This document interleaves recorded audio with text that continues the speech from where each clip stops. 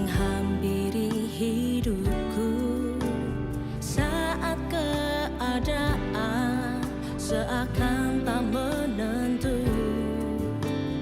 Kau perlindunganku, Engkau kekuatanku. Dalam hadirat-Mu tenanglah jiwaku. Hatiku percaya kuasa-Mu, kekuatan-Mu menopangku melewati badai. Hatiku percaya kuasa-Mu, kekuatan-Mu jadikanku lebih dari pemenang. Hatiku percaya kuasa-Mu, kekuatan-Mu menopangku melewati badai. Hatiku percaya kuasa-Mu, kekuatan-Mu jadikanku lebih dari pemenang.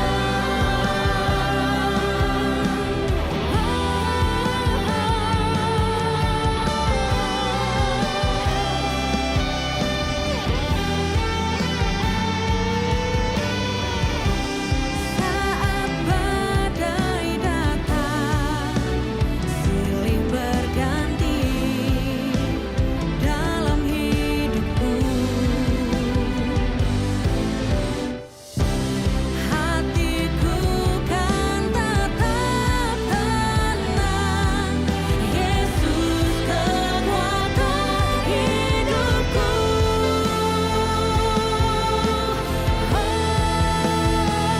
Hatiku percaya kuasa-Mu, kekuatan-Mu menopangku melewati badai. Hatiku percaya kuasa-Mu, kekuatan-Mu jadikanku lebih dari pemenang. Hatiku percaya kuasa-Mu, kekuatan-Mu jadikanku lebih dari pemenang. Jadikanku lebih dari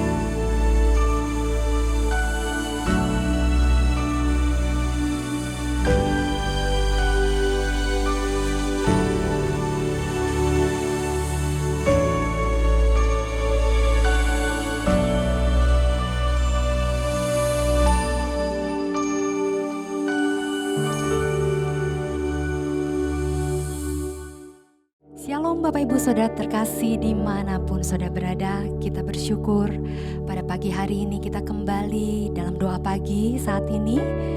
Mari kita akan siapkan hati kita. Kami percaya Tuhan ketika kami memuji menyembah Tuhan, masuk lebih lagi dalam hadirat Tuhan. Di situ ada jawaban Tuhan. Kami bersyukur Tuhan. Mari kita akan buka hati kita. Kita akan siapkan hati kita. Penuhi setiap kami Tuhan dengan urapan-Mu. Roh Kudus mengalirlah. Kami perlu Engkau Tuhan. Terima kasih.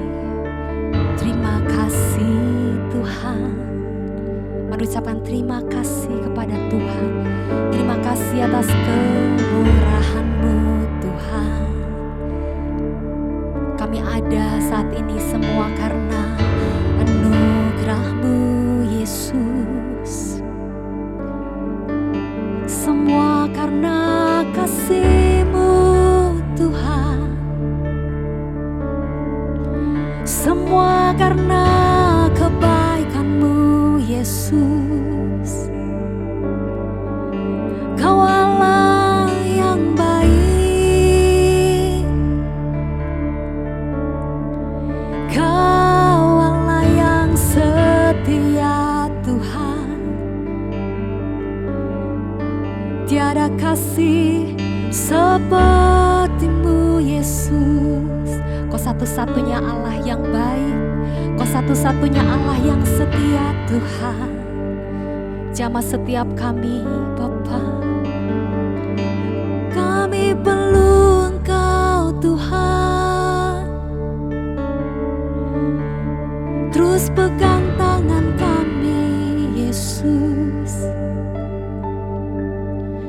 berjalan bersama kami Tuhan. Ini kami Yesus, rindu menyembah-Mu. Kami mengasihi-Mu Tuhan. Kami mencintai-Mu Bapa. Terima kasih Tuhan. Terus bawa kami masuk lebih lagi dalam hadirat Tuhan. Kami percaya Tuhan Yesus, di dalam hadirat-Mu kami temukan kemenangan. Kami temukan jawaban hidup kami. Satu hal yang kami perlukan Tuhan, ketenangan hati kami. Apapun Tuhan Yesus, masalah hidup kami saat ini, kami tetap berserah kepada Engkau. Karena kami percaya Kaulah jawaban hidup kami. Terima kasih Tuhan, terima kasih Bapa.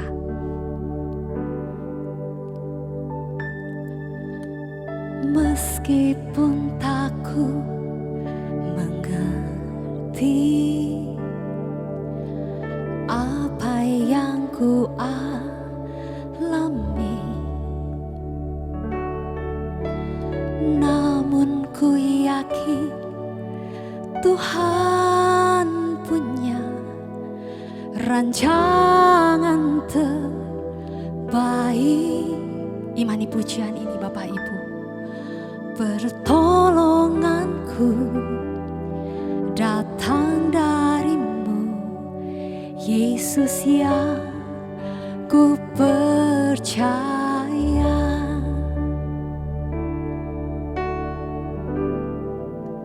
Yang tak mungkin bagiku, semua mungkin bagi-Mu. Hanya Engkau-lah jawaban hidupku. Kami percaya Tuhan Yesus, yang tak pernah ku lihat dan tak pernah ku pikirkan. Itu yang Kau sediakan bagiku. Kami imani pertolongan-Mu ajaib dalam hidup kami Tuhan. Meskipun tak ku mengerti apa yang ku alami, namun ku yakin Tuhan punya rancangan terbaik. Pertolonganku hanya dari Engkau. Pertolonganku datang dari-Mu, Yesus yang ku percaya.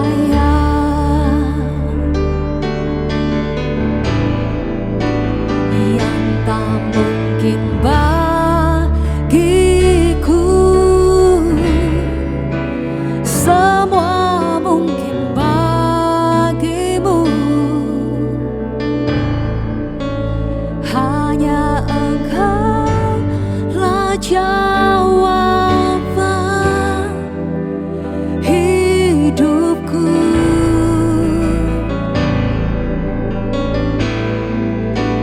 Yang tak pernah ku lihat dan tak pernah ku pikirkan, itu yang Kau sediakan bagiku. Kita percaya Tuhan Yesus mempunyai rancangan yang terbaik dalam hidup kita.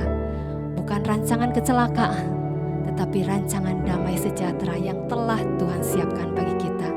Apa yang menjadi keraguan kita pagi hari ini, apa yang menjadi ketakutan buat setiap kita saat ini, saya mau berkata, kita masih punya Tuhan Yesus. Tetaplah berserah kepada Tuhan. Kita percaya kuasanya masih ada. Walau kita belum melihat sesuatu terjadi, tapi yakin dan percaya janjinya ya dan amin. Firman-Nya tetap ada. Tuhan Yesus masih ada memberikan jawaban hidup tepat pada waktunya, indah pada waktunya. Ini umat-Mu Tuhan, kami imani pujian ini. Yang tak mungkin bagimu, yang tak mungkin bagiku, semua mungkin bagimu. Hanya Engkaulah jawaban hidup kami Tuhan.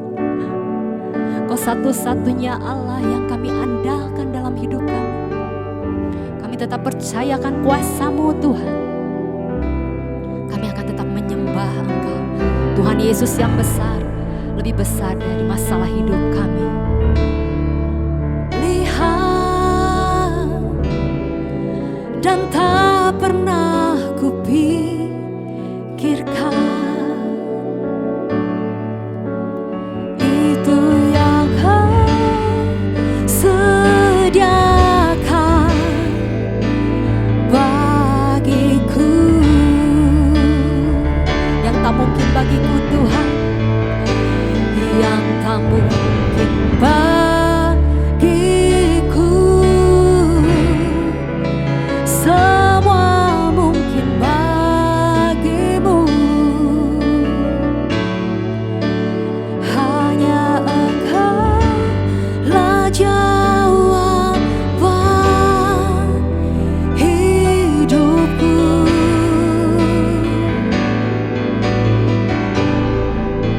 Yang tak pernah ku lihat dan tak pernah ku pikirkan, itu yang Kau sediakan bagiku.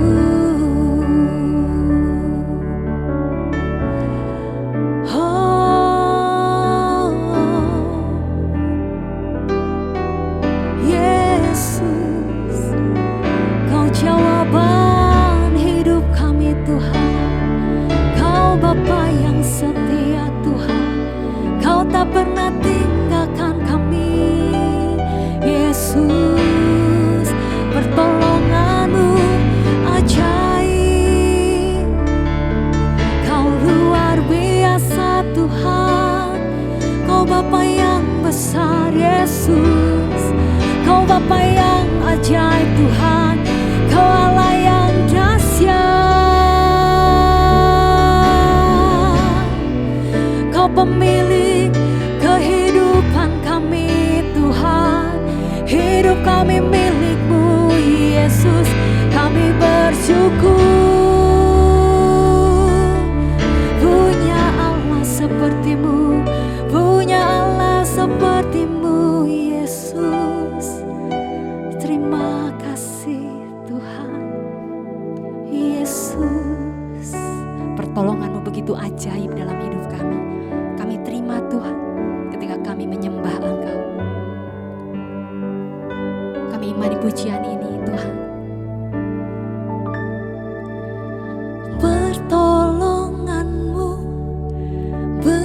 begitu ajaib, Kau telah memikat hatiku. Di saat aku tak sanggup lagi, di situ tangan-Mu bekerja. Pertolongan-Mu begitu ajaib, Kau telah memikat hatiku. Kini mataku tertuju padamu, ku rasakan kasih-Mu Tuhan.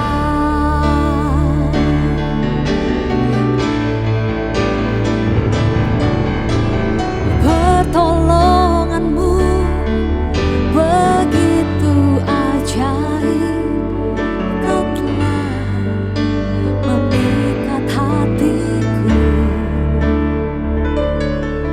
Di saat aku tak sanggup lagi, di situ tangan-Mu bekerja. Pertolongan-Mu begitu ajaib, Kau telah memikat hatiku. Kini mataku tertuju padamu, ku rasakan kasih-Mu Tuhan. Kini mataku tertuju padamu, ku rasakan kasih-Mu Tuhan. Kini mataku tertuju padamu, ku rasakan kasih-Mu Tuhan. Haleluya, kami rasakan kasih-Mu Tuhan. Terima kasih Tuhan, terima kasih Bapa. Pertolongan-Mu hanya datang dari Tuhan Yesus yang ajaib. Hanya di dalam nama Tuhan Yesus. Amin.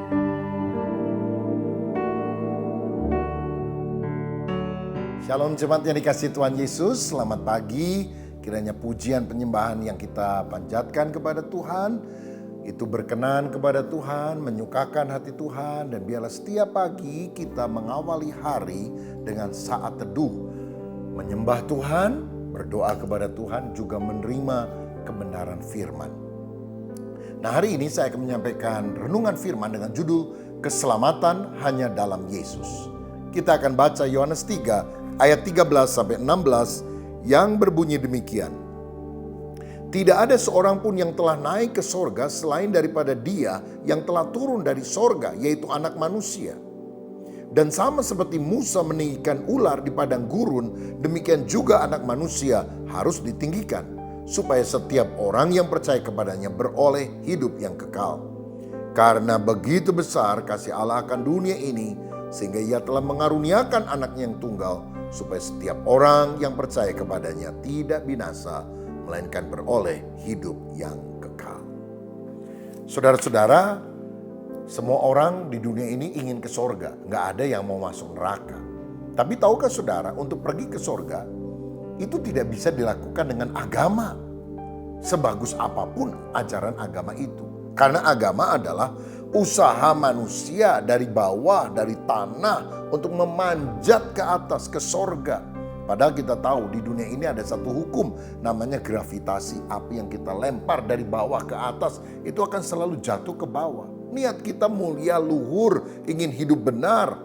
Tapi nggak bisa, kita akan jatuh lagi dalam dosa karena ada hukum gravitasi yang menarik kita ke bawah. Nah, karenanya untuk masuk ke dalam kerajaan sorga, Jalan satu-satunya yang bisa adalah bukan usaha manusia dari bawah menuju langit yang di atas. Tapi Tuhan sang empunya sorga, sang pemilik sorga harus turun ke dunia menyelamatkan manusia yang berada di lumpur dosa, mencucinya dengan darah Yesus, membersihkannya, lalu membawanya naik ke sorga. Karena itu saudara-saudara, gereja yang saya layani gedungnya disebut Stairway from Heaven. Walaupun semula diusulkan Stairway to Heaven. Karena begini, Stairway to Heaven, tangga menuju sorga adalah usaha manusia dari bawah ke atas. Tetapi keselamatan itu karena anugerah pemberian Tuhan, yaitu Stairway from Heaven, di mana Tuhan datang untuk menjangkau manusia yang berdosa. Nah, Alkitab tadi berkata, anak manusia itu julukan bagi Yesus harus ditinggikan. Apa yang dimaksudkan dengan harus ditinggikan? Itu adalah disalib, ditinggikan di atas salib. Begitu saudara. Tetapi ada istilah lain untuk ditinggikan, yaitu naik ke sorga menerima kemuliaan pada waktu dia menyelesaikan semua tugasnya dan duduk di sebelah kanan Allah Bapa. Ya, oleh karena dia telah merendahkan diri bahkan mati di kayu salib, oleh karena itu Allah sangat meninggikan dia dan mengaruniakan kepadanya nama di atas segala nama. Jadi dari sini kita melihat bahwa salib itu menyebabkan kemuliaan diterima oleh Yesus. No cross, no crown. Tidak ada salib, tidak ada mahkota. Saudara tahu pada zaman Kekaisaran Romawi kalau ada panglima perang, habis menang perang, dia datang saudara ke tempat di mana Kaisar Roma itu ada, di Kolosium, ya, di gelanggang olahraga besar. Lalu kemudian dia diterima oleh Kaisar yang kemudian menganugerahkan kepada dia mahkota. Mahkotanya dari apa? Dari daun, saudara, yang layu. Tapi orang yang terima itu bangganya luar biasa. Dan satu lagi kehormatannya, dia disuruh duduk di sebelah kanan Kaisar. Wah, kalau udah duduk di sebelah kanan Kaisar, itu udah penghargaan yang luar biasa, yang paling diinginkan oleh orang pada zaman itu. Saudara tahu, Yesus pemenang. Dia menyelesaikan tugasnya. It finished, sudah selesai. Lalu dia kembali ke sorga. Diberi mahkota kemuliaan yang tidak akan layu. Dan dia duduk di sebelah kanan Allah Bapa. Artinya bukan secara fisik gini. Itu artinya dia adalah pemenang. Sudah menyelesaikan semua tugasnya. Dia raja di atas segala raja.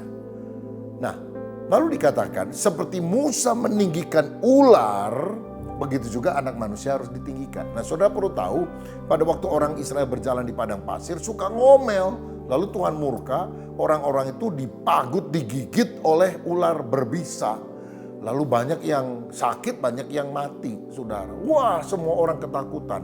Lalu Tuhan bilang, Musa, kamu bikin patung ular dari tembaga dan angkat, tinggikan. Semua orang yang lihat itu akan sembuh. Semua orang akan sehat, semua orang akan hidup kembali. Dan benar saudara, waktu patung ular itu ditinggikan, semua orang lihat, sembuh semuanya. Mungkin saudara bilang, gampang sekali ya, cuma lihat patung ular sembuh. Itulah keselamatan, anugerah, kasih karunia, bukan usaha kita. Hanya percaya instruksinya, hadapkan orang yang sakit kepada patung ular itu, sembuh. Hanya percaya saja omongan tersebut. Begitu juga anak manusia, Yesus harus mati di kayu salib supaya orang yang percaya kepadanya tidak binasa, melainkan beroleh hidup kekal. Jadi saya lihat keselamatan itu free gift, pemberian cuma-cuma, bukan murahan. Justru karena sangat mahal dan tidak boleh dan tidak bisa diperoleh dengan kekuatan manusia. Jadi begini, saya mau kasih contoh. Ada seorang penyelam mutiara, saudara, yang berteman dengan seorang misionaris yang selalu menginjil dia. Tapi penyelam mutiara ini tidak pernah mau terima Yesus. Karena dia bilang, masa sih cuma percaya Yesus masuk surga, harus banyak amal dong. Ya amal perlu, tapi bukan untuk keselamatan. Itu bukti bahwa kita selamat. Gak masuk akal, kata si penyelam. Sampai satu kali setelah setahun lebih misionaris itu harus kembali pulang ke negaranya. Dia pamit sama si penyelam. Penyelam bilang, aduh saya kehilangan kamu baik sekali walaupun agama kita berbeda. Sebagai hadiah aku kasih ini mutiara. Dia kasih mutiara sangat besar. Wah, mahal sekali harganya, bagus sekali ini. Wah, saya gak sanggup ini untuk menerima ini. Karena ini pasti harganya mahal banget. Enggak, saya kasih gratis buat kamu. Udah jangan deh, gini deh kalau kamu mau saya bayar dengan uang dolar semampu saya. Dia bilang jangan, kalau kamu memberi uang kepada saya, ganti mutiara ini engkau menghina saya. Loh, kenapa? Kamu tahu, saya punya anak penyelam mutiara yang luar biasa. Satu kali dia menyelam ke dasar air, mencari mutiara ini yang paling bagus, paling besar. Dan waktu dia dapat, dia kehabisan napas. Dan waktu dia naik, dia sudah tidak tertolong. Tapi mutiara itu bisa kudapatkan. Jadi kamu tahu, harga mutiara ini bukan ribuan dolar. Harganya adalah harga nyawa anakku. Dan kamu mau bayar. Menghina itu. Jadi, aku berikan kepada kamu sebagai anugerah pemberian cuma-cuma. Lalu misionaris itu juga bilang, kalau demikian, terimalah Yesus. Engkau mau masuk surga selamat itu pemberian cuma-cuma. Karena Yesus anak Allah itu mati bagi dosa-dosamu. Kamu mau bayar dengan amal, perbuatan baik, menghina. Karena nggak mungkin ada yang bisa menyelamatkan diri sendiri dengan perbuatan baik. Hari itu, si misionaris saudara bisa menjamah hati atau memenangkan orang ini. Sehingga si penyelam mutiara ini menerima Yesus sebagai Tuhan dan Juru Selamat. Keselamatan yang Tuhan berikan melalui Kristus itu mudah ya. Sayangnya banyak orang malah tidak percaya, malah mereka bilang mana sih masih terlalu gampang. Bukan murahan loh saudara, karena nggak mungkin dibeli oleh manusia. Karena itu percayalah kepada Yesus Kristus yang rencananya adalah indah untuk menyelamatkan kita. Dan ayat yang ke-16 dari Yohanes 3 merupakan salah satu ayat sangat terkenal dalam Alkitab. Karena begitu besar kasih Allah akan dunia ini, sehingga dikaruniakannya anaknya yang tunggal. Tuhan mengasihi bukan hanya orang Yahudi saja, tapi seluruh dunia dikasih oleh Tuhan. Supaya setiap orang yang percaya kepadanya tidak binasa, melainkan beroleh hidup yang kekal. Bagaimana kita mengalami kasih Tuhan? Harus percaya kepada Yesus. Apa bukti kasih Allah yang terbesar? Dia berikan Yesus anaknya untuk mati di kayu salib. Sehingga kita yang seharusnya binasa di neraka sekarang bisa pindah ke dalam kerajaan surga. Itulah hidup kekal. Hidup bersama dengan Allah selamanya. Sayang sekali banyak orang sekarang rasanya ingin mengganti kalimat itu untuk membuktikan kasih Allah bagi dirinya. Karena begitu besar kasih Allah akan hidupku, maka dia mengaruniakan rumah yang besar, mobil yang mewah, harta yang banyak. Mana Tuhan? Uangnya kok dikit, rumah saya kok kecil, harta kok nggak banyak. Berarti Tuhan tidak sayang saya. Padahal saudara, rumah, harta, mobil itu sementara, fana. Tapi kalau saudara menerima anaknya yang tunggal, Yesus masuk dalam hatimu, hidupmu hidup kekal. Saudara punya rumah, ditinggalin waktu engkau mati. Punya mobil, ditinggalin. Tapi kalau saudara punya Yesus di dalam hatimu, engkau mati, engkau ketemu dengan dia di dalam kerajaan surga. Hanya Yesus satu-satunya jalan. Dia Allah yang dari surga telah turun ke dunia menjadi manusia. Enggak ada manusia yang bisa naik ke surga kecuali Allah yang dari surga yang turun. Dan setiap orang yang percaya kepadanya akan diangkat menjadi anaknya dan masuk ke dalam kerajaan surga. Saudaraku, bukalah hatimu. Sungguh-sungguhlah engkau percaya kepada Yesus. Karena jalan keselamatan tidak ada pada nama lain kecuali dalam nama Tuhan Yesus Kristus. Biar kita setia kepadanya sampai selamanya. Mari kita berdoa. Bapa, terima kasih untuk renungan hari ini. Kami percaya seperti Musa meninggikan ular di padang gurun, begitu juga Yesus telah ditinggikan di kayu salib. Supaya setiap orang yang melihat, memandang, percaya kepadanya, diselamatkan. Oh Tuhan, keselamatan itu adalah sesuatu yang tidak mungkin kami lakukan dengan amal kami. Tapi Tuhan yang begitu kasih memberikan sebagai free gift, pemberian cuma-cuma asal kami percaya kepada Tuhan. Sehingga kami akan menerima hidup yang kekal. Biar kami sungguh mengiring Tuhan. Dan biarlah kami selalu ingat bukti kasih Allah yang terbesar. Bukan mobil bagus, rumah mewah, uang banyak. Tapi karena Kristus telah mati bagi kami. Supaya kami bisa masuk ke dalam kerajaan surga. Berkat atas kami dalam nama Yesus. Amin. Bapak Ibu, sampai jumpa besok. Kiranya Tuhan memberkati kita.